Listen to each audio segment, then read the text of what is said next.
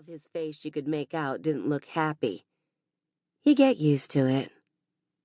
A flash of light down the hall, so fast she only saw it out of the corner of her eye, but it had definitely been light, and it had definitely been the bluish light of a ghost. Riley's breath caught.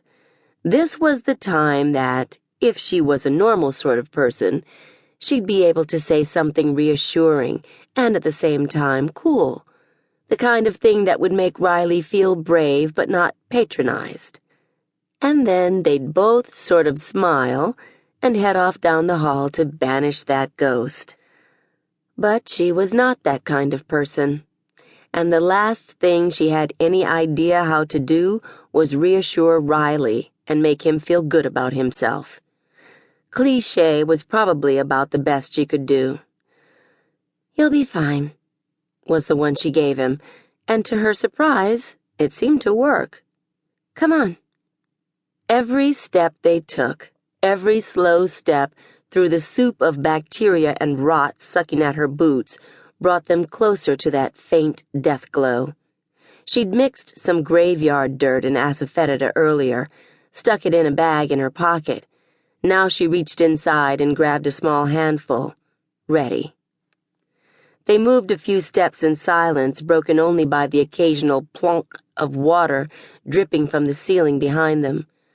Something rattled. Chess spun around to look but saw nothing.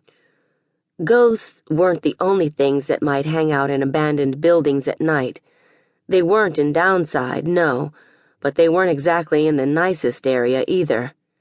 This building, which had once housed offices of some kind and a warehouse, stood just a few streets into Crosstown, a whole city block of condemned cement with a 10-foot chain-link fence around it. A chain-link fence with holes in it. She wondered how many neighborhood kids had made this their weekend hangout until 2 nights before, when one of them met a gruesome death just inside the front doors. Another tiny glimpse of light. "It is a ghost, right?" Riley whispered. "I mean, I feel like there's a ghost here, but could that be something else?" "It could be anything else, but it's probably a ghost, yeah." The comforting weight of her knife sat in her pocket. Debunkers weren't supposed to be armed. Fuck that.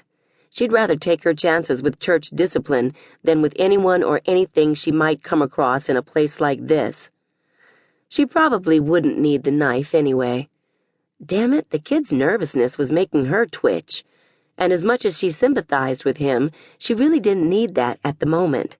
It had been a good 2 hours since she'd taken her pills, and while she still had time, she wasn't worried. Places like this didn't help her keep calm. All that filth, all those germs, soaking into the bottoms of her jeans, brushing against her skin, her hair, invading her lungs. People caught diseases from places like this, especially after a rain. Or they got their throats sliced open by ghosts armed with rusted shards of metal or whatever the fuck else. She edged her way down the hall, her back pressed against that gross excuse for a wall just because she couldn't really see well enough to walk down the center.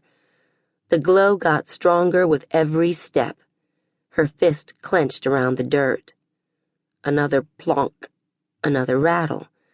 Something like a whisper that could have been a voice or the sound of a makeshift blade leaving its sheath of soaked pulp or crumbled cement. The glow from a doorway another 10 feet or so down the hall. In its reflection, Riley's face looked even paler. The only thing keeping hers from looking the same, assuming it didn't, which she was just going to go ahead and assume, was the fact that she was still just high enough to be not quite as scared as she should be, and the fact that she was an absolute fucking expert at lying to herself. But with every step closer to that glowing doorway, that ability drew just a tiny bit farther away from her. Whatever. Wasn't like she could just turn around and run. So she took one last deep breath and spun around the doorframe with her arm ready to throw the dirt at the first dead thing.